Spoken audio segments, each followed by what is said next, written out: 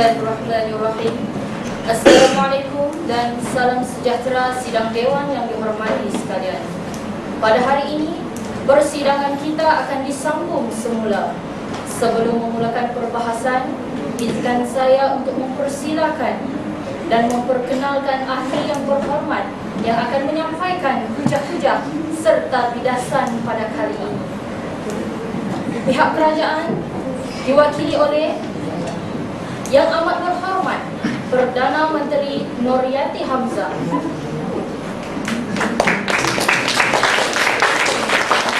Yang Berhormat Sakinah binti Abdul Hamid sebagai Menteri Kedua, Yang Berhormat Nur Aliyah Mansur sebagai Menteri Ketiga, dan Yang Berhormat Nurul Ain sebagai Menteri Keempat.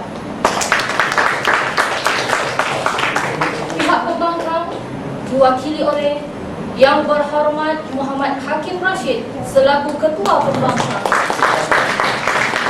Yang Berhormat Nur Atikah Mian sebagai Pembangkang Kedua, Yang Berhormat Nur Ain Rashid sebagai Pembangkang Ketiga, dan Yang Berhormat Muhammad Jabir Akan sebagai Pembangkang Keempat. Ahli yang berhormat, sidang dewan yang dihormati, izinkan saya untuk memperingatkan ahli-ahli yang berhormat tentang peraturan dan tata cara semasa dewan kita bersidang. Yang pertama, isu sensitif yang berkaitan dengan agama, perkauman dan menyentuh pribadi seseorang adalah dilarang. Penggunaan ayat-ayat Al-Quran dan hadis untuk mengukuhkan hujah dilarang sama sekali. Yang kedua, setiap pembahas diberi masa 8 minit untuk berucap, dan pembahas keempat diberi masa 4 minit untuk ucapan menggulung. Masa akan diambil kira dari permulaan pembahas berucap. Loceng akan dibunyikan pada akhir minit pertama dan akhir minit ke-7 untuk menandakan bahawa ruang terbuka kepada pasukan lawan membuat izin laluan. Loceng akan dibunyikan 2 kali pada minit ke-8 sebagai tanda pembahas mengakhiri ucapannya. Yang keempat, bagi ucapan menggulung, kedua-dua pasukan diberi masa 3 minit sebagai masa persediaan sebelum pasukan-pasukan tersebut membuat penggulungan. Yang kelima, pada minit ketiga masa menggulung, loceng amaran akan dibunyikan, dan pada minit keempat loceng dibunyikan 2 kali menandakan masa penaman untuk pembahas. Yang keenam, semasa seseorang pembahas sedang berucap, pihak lawan mendaratkan memohon membuat izin laluan dalam bentuk yang pertama, soalan, yang kedua, kenyataan, yang ketiga, fakta, dan yang terakhir, ayat-ayat yang berkaitan dengan isi yang sedang diutarakan oleh pembahas. Yang ketujuh, masa selama 15 saat sahaja diperuntukkan bagi setiap izin laluan. Izin laluan haruslah padat dan bernas. Yang ke-8 dan yang terakhir, izin laluan tidak boleh disalahgunakan untuk mengganggu pihak lawan kerana terdapat etika yang wajib dipatuhi. Markah akan dipotong jika melanggar etika ini.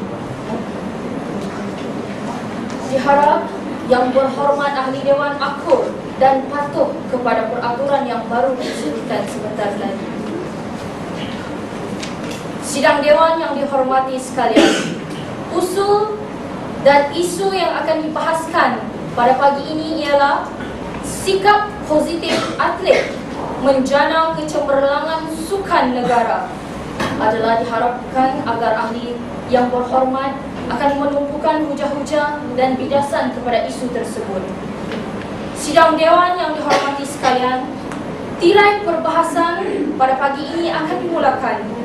Sebagai permulaan, dengan ini saya mempersilakan Yang Amat Berhormat Perdana Menteri Noryati Hamzah untuk mengemukakan usul perbahasan dan menyampaikan hujah serta membahaskan isu tersebut. Dipersilakan Yang Amat Berhormat.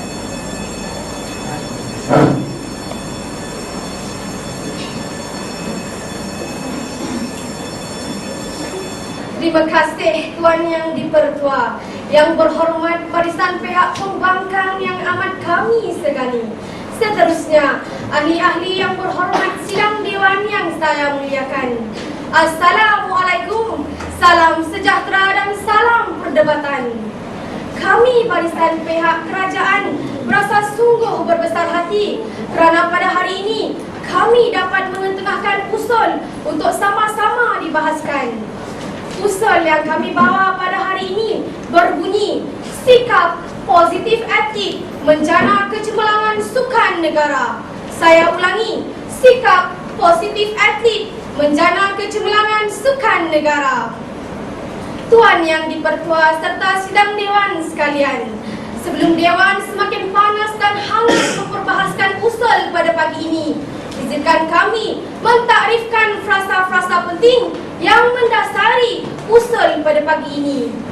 Kamus Dewan edisi terkini Dewan Bahasa dan Pustaka mentakrifkan diksi sikap positif sebagai persepsi atau nilai murni yang baik dan tertanam dalam diri setiap individu. Perkataan atlet membawa maksud para pemain atau ahli sukan yang terlibat dalam pelbagai acara dan permainan seperti olahraga, badminton, hoki dan seumpamanya. Kata menjana bermaksud menjadi penggerak, pemangkin dalam sesuatu mencapai matlamat. Rangkai kata kecemerlangan sukan negara merujuk tahap atau prestasi terbaik yang dicapai oleh para atlet baik di peringkat nasional atau di peringkat antarabangsa. Tuan Yang Dipertua serta sidang Dewan sekalian, maka rangkaian frasa-frasa penting ini jelas membayangkan pendirian kami, yaitu sikap yang baik atau nilai positif yang tertanam dalam jiwa para atlet merupakan aset yang terbesar, merupakan ramuan yang terpenting dalam usaha membawa sukan ke tahap yang cemerlang, gemilang dan terbilang. Pendirian kami cukup jelas. Kami yakin Yang Berhormat pembangkang mungkin membuat andaian bagaimana kalau mereka bersikap negatif. Tetapi Yang Berhormat pembangkang mesti ingat, usul hari ini berbunyi sikap positif. Jadi takkanlah Yang Berhormat pembangkang hendak membuat usul pula. Tuan Yang Dipertua, sepanjang perdebatan pada hari ini, saya selaku Perdana Menteri akan membongkar satu hujah perdana. Manakala rakan berhormat yang kedua akan membentangkan dua lagi hujah. Dan seperti lazimnya, rakan berhormat yang ketiga akan membidas hujah-hujah palsu pihak pembangkang. Tuan Yang Dipertua, kini izinkan saya membentangkan hujah kami yang pertama di bawah bicara kecemerlangan sukan berasaskan faktor kemanusiaan. Profesor Dato' Dr. Fadilah Kamsah, pakar motivasi yang tidak asing lagi di negara kita, dalam sesi motivasinya sering mengingatkan bahawa kejayaan atau kecemerlangan akan dapat dicapai melalui berbagai faktor. Namun, faktor utama di sebalik kecemerlangan tersebut adalah sikap individu berkenaan.